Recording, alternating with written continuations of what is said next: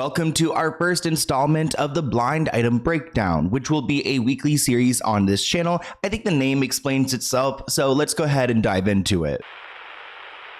Here's a blind item from the 3rd of February. They write, the trio of north of the border entertainers were on so many drugs that event organizers alerted on-site EMTs to shadow them, like professional medical professionals, to follow these celebrities around because they were on so many drugs. And that includes Justin Bieber, Michael Bublé, and Will Arnett. Now, when I saw the clips of Justin Bieber at this hockey game, I thought he was having a blast, and clearly he was. And you know, I like to party sometimes. I think it can be fun, but this person wrote that it's pretty sad having all this money, having all of this talent and this amazing lifestyle, and feeling the need to numb yourself, which is something we see happen a lot with celebrities. For example, I just filmed a video about Robin Thicke, and he explained how he was on painkillers and alcohol when he recorded his song Blurred Lines, and that's why he was acting like a fool. So it is sad to see these people have these opportunities but then kind of lose themselves in the substances. One person wrote, I can tell you that people don't abuse substances because they're happy. I hope they all get some help. Which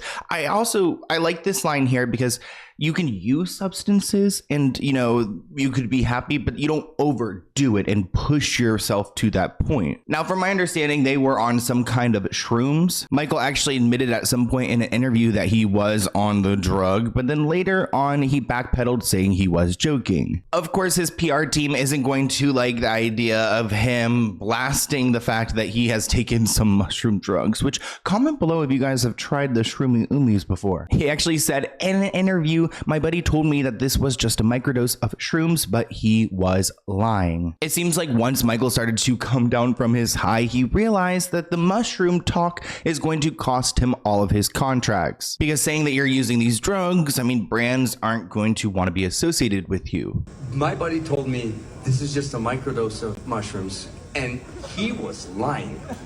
So I'll be honest, I thought I was in Blades of Glory for most of the time that I was out there, until it sort of settled down, and then I realized, holy shit, I am at the NHL All-Star Game. You know, it just occurs to me that through all the incredible songs that you've done over the years, and all the hearts of women that you've won over around the world, with all that talk about fantasy hockey, you lost them all in one sentence. It all just evaporated. Years of building it up, and it just gone. Yeah, the mushroom talk lost me all of my contracts. Well, the mushroom talk definitely lost you a lot of income.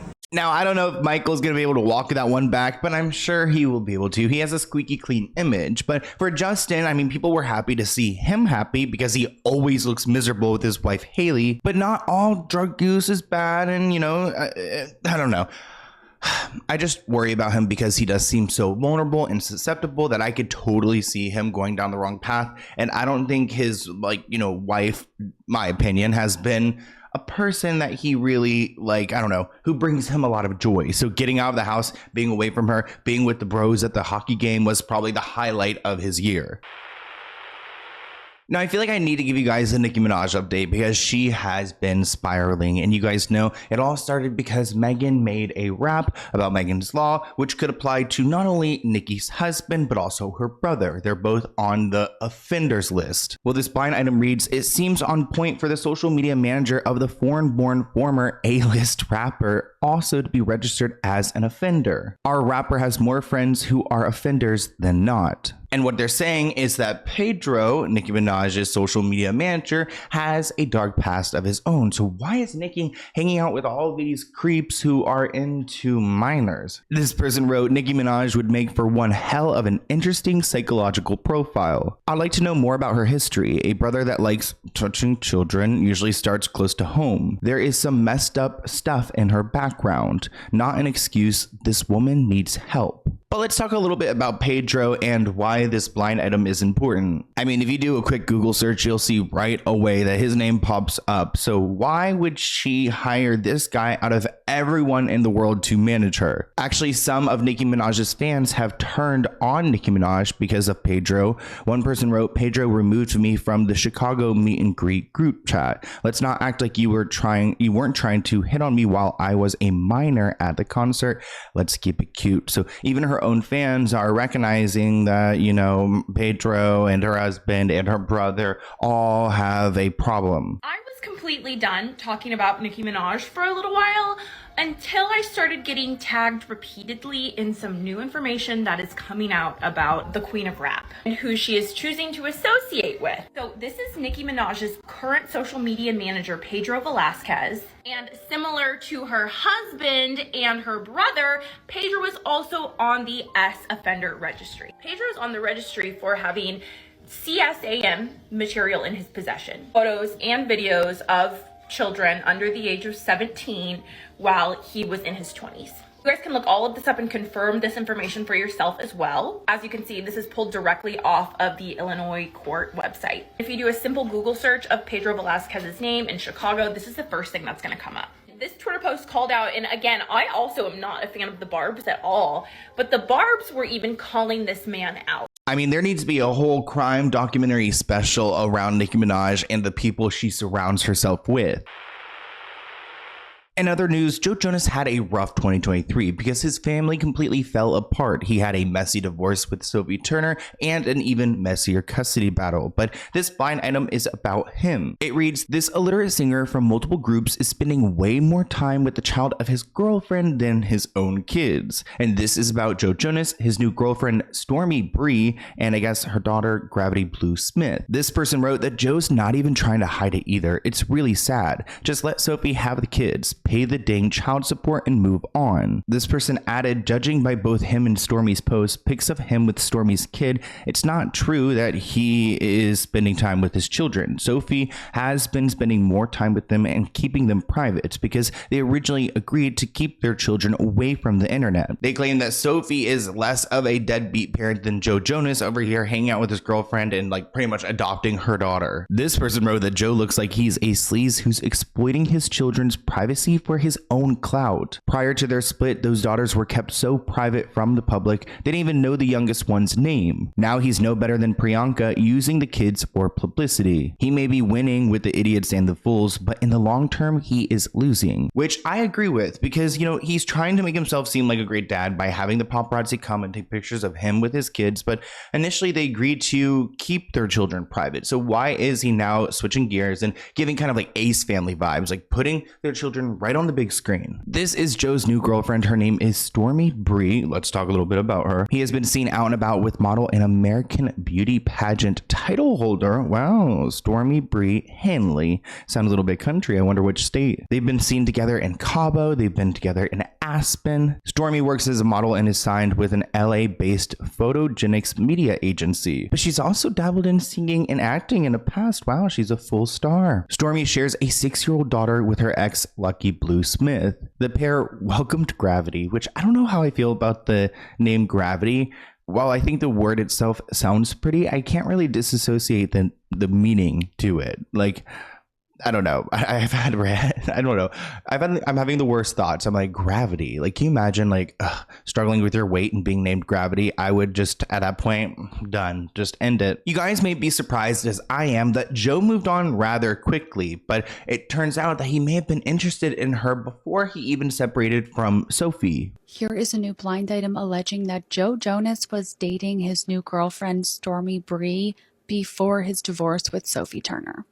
The timeline does look bad for the illiterate A-list singer from multiple groups. There are pictures of him on socials with his current girlfriend long before he got divorced.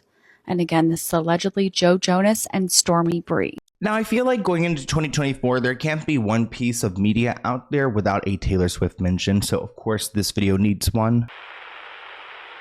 And this blind item reads that wasn't exactly the strongest denial from the football player's camp that his relationship with the A++ list singer is essentially PR. So they're trying to suggest that maybe Travis and Taylor are working the media a little bit for their own gain. Oh my gosh, this person has an interesting take. Cheyenne writes, I had assumed that this was another whirlwind publicity romance for Taylor Swift. Then I learned that she had a miscarriage not too long ago. She never officially confirmed it, but she put out a song that's pretty clear about that. She's in her mid-30s now. She could be wanting to start a family. That being said, they both clearly love attention almost to an unhealthy degree and haven't known each other for very long. If they have a public breakup and if Taylor goes scorched earth like she normally does with her exes, that might trigger a backlash similar to when Kim Kardashian divorced Chris Humphries. You can only stay this high off the ground for so long, which I agree with that in a sense. Like, you know, nothing's perfect, so that's just how the world works. This person added that Travis usually dates beautiful black women and she is not his type.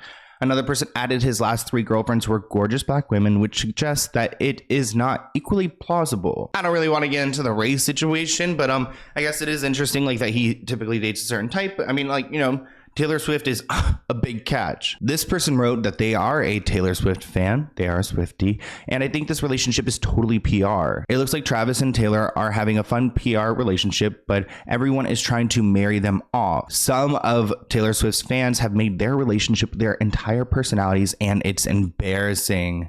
I do wonder what the implications are of that, having a fan base so invested in a relationship. Like, when it goes wrong, it's going to go very wrong. But other people are living for Taylor and Travis, and some believe that Taylor manifested this. In 2009, Taylor Swift talked about what her future relationship would look like her dream relationship. She said, "It's always going to be long distance, even if I date a boy who lives next door to me in Nashville. I'll be flying to see him and he'll be flying places to see me. It would involve more scheduling, and I already deal with a lot of scheduling in my life." Travis definitely fits that bill. She has traveled to watch him play football multiple times. He has gone overseas to watch her perform, and they've also gone back and forth from his home in Missouri and her home in New York City. And I don't know if this is really a manifestation, because I think it's more of her manifesting this career that she has, which is incredible. Like, no one can compare to that. So, I mean, if someone's going to date someone like this big of a star, they're going to have to travel places. Like, it's going to be part of the gig. But even despite the old manifestation stories about how this guy could be her perfect man,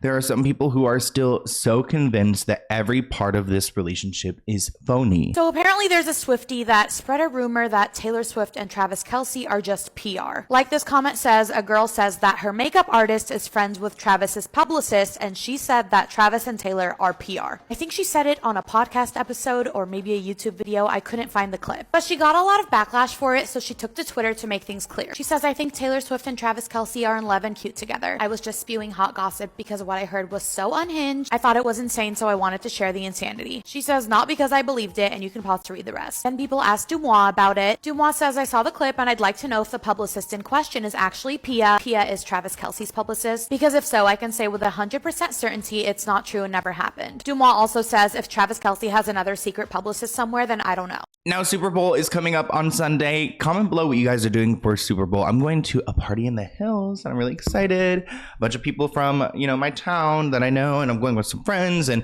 it's going to be fun. I'm excited. I don't care about football, but I just love a Super Bowl party because it's not a big club thing. You don't have to get wasted. People are hanging out during the day. I can get to bed at a decent time. Like, why do I sound like I'm 40 years old right now? But because Travis Kelce, is going to the Super Bowl and Taylor Swift is with him, it seems like this may be the biggest Super Bowl ever. She's obviously going to be there. If she performed, then I feel like the entire system, the whole world might break. Let's finish up our first blind item breakdown with one more about Wendy Williams. The cable channel did the illiterate former talk show host dirty by using footage from years ago to make it look like she still has a drinking problem, which she doesn't. We've talked about Wendy's new documentary coming out, and it seems like this footage may be extra dated, but, you know, Lifetime, they're not going to make it seem that way, and they're trying to make it seem like, you know, Wendy's at rock bottom right now, which I guess she is doing better, according to this blind item. An executive at Lifetime said nobody truly knew the depths of Wendy's reality, so we hope that what our cameras captured can help shine light on what she's facing now. Which just sounds like she's trying to say nicely that it was a train wreck and we exploited her, and now we're just going to see what you guys say. Let's start with the clip that the blind item is referring to. My mom has done a great job making it seem like everything is okay always. Wendy, make sure you look here. 1, 2, 3. But in reality, there's something wrong going on. Did you see a neurologist to find out if I'm crazy? Mm-hmm. Oh my God, no, I can't do this. I can't do this. I have to sit down again. She was put in front of a judge and given a guardian. That was when they took her away from us. I have no money. And I'm going to tell you something. If it happens to me, it could happen to you. As her family, we were all sitting on the sidelines watching, and she was crying out for help. Did you drink this whole thing today? Keep it there. Okay. Keep it there. My mom, she always talks about how she wants to work. I feel as though she's worked enough. She has people around who are yes people and allowing this to continue.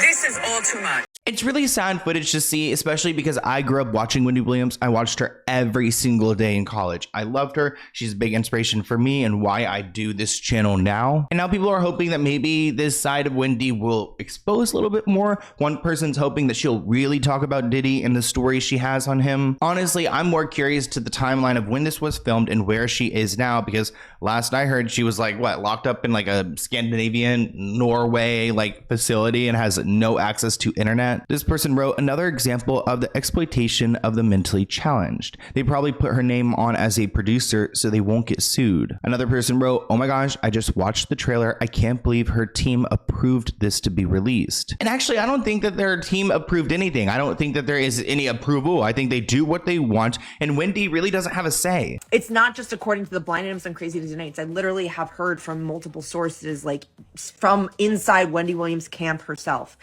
that she went on Antabuse, which is like the anti-alcohol. So it's a medication that you take that you get literally physically sick when you drink alcohol. She went on Antabuse, I want to say at the end of 2022. So it was like December 2022, January 2023. So she's been on a medication. I have had like several friends that are former alcoholics who went on that same medication to quit, and it made them violently ill when they did drink. So it's not like something that should be taken lightly. It's a big deal to commit to being on that medication and accepting the fact that you will suffer consequences if and when you do drink. So that's what the blind item is referencing, is that footage is old, and it's kind of shitty because Wendy Williams has really been going through it, but also committed to recovery for over a year now. I agree that it's crappy, and it seems like they're trying to make it appear that Wendy is putting it out on her own accord, but I have a feeling that she has no say here. And if she's been on that Antabuse, then like, you know, she's not been drinking. She's probably doing much better. So maybe she can take control of her life, but not in a guardianship. Anyways, I hope you guys enjoyed this blind item breakdown. I might do a new visual. We got a new intro. It's just like something we're not taking away from the channel. We're just adding like an additional like weekly thing because I love blind items. We talk about them so much on this channel and they usually lead to more. So why don't we just, you know, talk about the past week and just kind of do a little like roundup. So I hope you guys enjoyed. Comment below and I'll see you in a new video soon. Bye guys.